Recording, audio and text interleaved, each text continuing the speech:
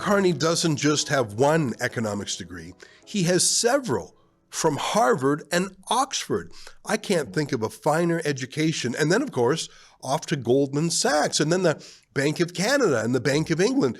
It would almost be absurd to say he doesn't know economics, but maybe that's not precisely the problem. Maybe a more accurate phrasing is he's a theoretician who can recite theories and philosophies, but he's never actually practiced economics by building the economy, by running a business, by being an entrepreneur, by participating in capitalism, by hiring people, by taking risks. He's always been a voyeur, watching from the outside, giving his opinions, but never actually being the man in the arena. You can see little quirks like his overuse of phrases like catalyze the industry and generational and transformative investments. Those are weird phrases that you hear at places like a TED Talk or the World Economic Forum or the UN or maybe the Bank of England, but I've never in my entire life heard an actual businessman talk like that. Real business people, and I'm talking about you could even be the owner of the local convenience store in your neighborhood. They would say things like taxes are too high, or I have too much government paperwork, or it's hard to compete with online retailers, or the weak Canadian dollar makes it hard to travel, or crime is forcing us to close some of our locations, or if we don't hire foreign migrant workers, we can't compete with the companies that do, or China is dumping cheap goods in our market below cost. That's what real businessmen sound like if you ask them about things. Carney never talks that plainly, does he? He invents things that sound cool but literally make no sense, or are politics pretending to be economics, like this little speech. Today is not just about what we build, it's also about how we build. We're building sustainably, in each case reducing emissions and investing in a clean energy future. Our energy and critical minerals projects are amongst the lowest carbon in the world. And moreover, they unlock major investments in sustainable growth for generations to come. Secondly, we're building in solidarity with Canadian workers, creating hundreds of thousands of high-paying union jobs. And we are always building in partnership with Indigenous peoples to ensure meaningful Indigenous ownership and major economic benefits, while promoting the conservation of our natural heritage for future generations. No real company says, I want to spend extra money reducing the carbon in my company. There's no economic upside to that unless there's some fake government program subsidizing that. I'm not necessarily against unions, but typically when the government is involved, that means paying a premium for labor, really to buy ideological allies. And the Indigenous thing, I mean, unfortunately in 2025, that probably means giving Indian bands a veto over your business or even giving up title of your land, which is happening in BC. At least those comments I just played for you are decipherable, though. Sometimes it's just buzzwords that I swear he doesn't even know what he's saying. I'm going to start with something the Secretary General said yesterday, which is that multipolarity without multilateralism can lead to chaos. It certainly cannot achieve the Sustainable Development Goals, and I'm very encouraged by the spirit of the interventions and the spirit of this initiative, Secretary General and dear Amina, to bring back multilateralism to these financing issues. First thing we need is to recognize that we need to use scarce dollars to the maximum effect. This isn't just about bigger volumes, it's about using scarce public dollars to maximum effect. And that is catalyzing financial instruments using risk mitigation tools to better allocate risk between the public and private sector. I will just refer for speed to the agenda of the Private Sector Investment Lab and what the World Bank has been doing on risk management. The second point is crowding in institutional capital through originate to distribute models. There's a lot of words there. What it basically means is recycling the balance sheets of our international financial institutions. So they are there catalyzing the new lending. Once it matures, it's parked off to other holders that can hold it for the long term. And it's all about action, new action at the MDBs. No idea. That's the kind of thing that gets polite applause from other bankers at a conference in Davos. But no real businessman says, yes, I want to take real money and build a factory in Canada because of those ideas. This is a new scheme by Mark Carney. He wants to add, he's invented it, a major projects office, but it's just another layer of red tape. There's no magic in it. We don't actually know what it involves. We don't actually know what the criteria are, who is making the decisions, and how, what the new and additional rules are. It's not cutting red tape, it's adding more of it and adding mystery and adding politics. That doesn't work. It didn't work for Stalin or Mao and for the socialists in Europe. It's not going to work here in Canada, especially now that we're competing with Donald Trump, who's trying to sop up investments from everywhere, including pulling our own factories down there. Trump is using a carrot and a stick. The carrot of lower taxes, the carrot of access to the world's biggest market, new trade deals, a booming economy, cheap energy, high tech. We're competing against that with what? A new political office where very smart guys will decide which business projects live and which ones die. If you're good friends with the Liberals, maybe, but look at this from just yesterday. Just a huge story in its own way.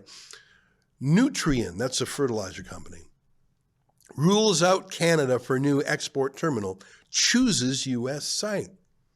Let me read a little bit. Canadian fertilizer and agricultural giant Nutrien Limited has selected Longview, Washington for its new export terminal worth up to $1 billion, a blow to the Carney government after it promised to attract sizable investments in the mining and resources sector. The Washington terminal will export the critical mineral potash to fast-growing markets in the Indo-Pacific, including China, India, and Japan. Saskatoon-based Nutrien is the largest global producer of potash, one of 3 key fertilizers used in major agricultural operations alongside nitrogen and phosphate. The Washington terminal will have a total capacity of 5 to 6 million tons, and the company expects to finalize the investment decision in 2027 and complete construction by 2031. The major investment plan, first announced in May, was seen as an early test for Prime Minister Mark Carney's government, which has promised to streamline regulations and approvals and get Canada back to building big projects, especially when it comes to critical minerals like potash. So this is a Canadian company in Saskatchewan. They literally chose to go further away into a foreign country, build the port to export Canadian products in America. Here's my favorite line from the story. Nutrien didn't, however, consider nationality or politics when deciding on the location, said Chief Commercial Officer Chris Reynolds in an interview with the Globe and Mail. The decision came down to economics. Now, that could be true. But if it's true, it's pretty sad that going further into another country is more economical. It could be. I'm able to believe that's plausible. But I'm guessing there is also an issue about, I don't know, Indigenous legal activism. If you're talking about a port in Vancouver, who owns it? Tanker or freighter bans. The federal government has banned tankers. It's not too big a leap about banning freighters. I mean, that's exactly what's going on against oil exporters. Is it too hard to imagine the same war against potash exporters? Let me ask you, if you had to put aside your politics and just make a decision on your life savings, would you invest in a Canadian port under Mark Carney's rules or an American port under Donald Trump's rules? You know, that got me thinking a bit about Carney's latest trip. He really does spend half his time outside of Canada. I guess he loves to travel. He always did when he worked for the UN and the World Economic Forum. He loved meeting foreign big shots in new places. I can see why. I can see the appeal. Lots of variety, always an adventure, easier and more fun than running a country with humdrum problems like, I don't know, Hamas violence in our streets, an imploding healthcare system, out of control immigration, inflation, de facto recession, housing prices. Boring. Remember, he actually said that the other day. He was asked about pipelines and he blurted out, "That's boring." Remember that? Is this pipeline going to come? It's so boring. It's not actually. It is. For, it is. No, but it is. It is country. because it's. Look, it's. Don't worry. We're on it. We're on it. Like we're on it. And but who's there is showing this up to whole that world. party? Okay, hands up. Who's working on the pipeline in this room? Okay. Isn't that a problem? No.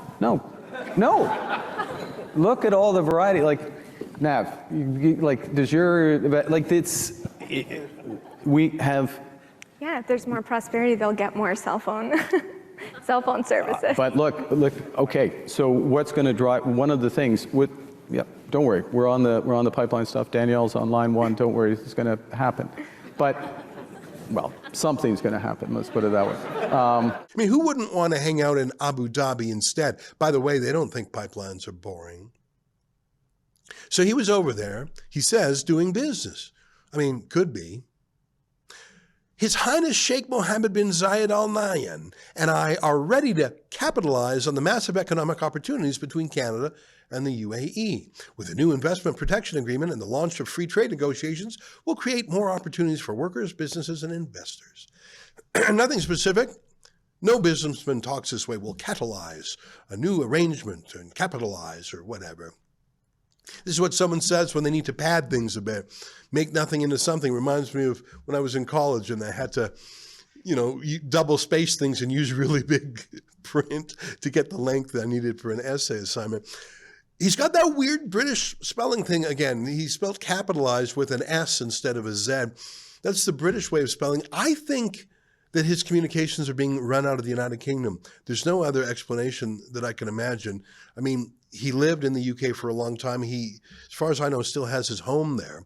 I think he's got a British team working for him. But back to the substance. He says he's negotiating an investment protection agreement with the United Arab Emirates. Now, what's that? It's not a free trade agreement. That's sometimes called an FTA, free trade agreement, like NAFTA. He's talking about a foreign investment promotion and protection agreement. That's usually called a FIPA. And it's usually used in a place where politics are iffy and the rule of law is up in the air, and you need a special treaty so that people who invest in a country with wobbly rule of law and unreliable courts, they have some extra protection if they get swindled. I mean, you can see a list of Canada's FIPA agreements. There's dozens of them, and they're usually with third world governments that don't have reliable courts. So if a Canadian company invests in, say, China or Cameroon, I'm just picking a few, the FIPA agreement gives them extra legal protection than if they just went into those wild regimes on their own. So why do we need a FIPA here? I suppose it's theoretically possible that an investor from the United Arab Emirates would want some political security before investing in Canada to make sure they weren't screwed over by environmental extremism like the last 3 pipelines were. But I think it's actually probably more likely so that Canadians can invest in the United Arab Emirates because they're not a liberal democracy like we are. They're not independent courts and laws like we are. In other words, unless Carney is pretty much admitting that we no longer have the rule of law in Canada, I don't think that's what he's saying, this deal that he says he's negotiating suggests that Canadians would be investing in the United Arab Emirates, not the other way around. So Canadian money is going to go to the United Arab Emirates. That's why they need this investment protection agreement. Hang on, is that what he went over there for? It's like he's still working for Brookfield Asset Management or something, taking Canadian money and investing it in other countries. I think maybe he's forgotten his job, which is to work for Canada to get investments here, not for other countries.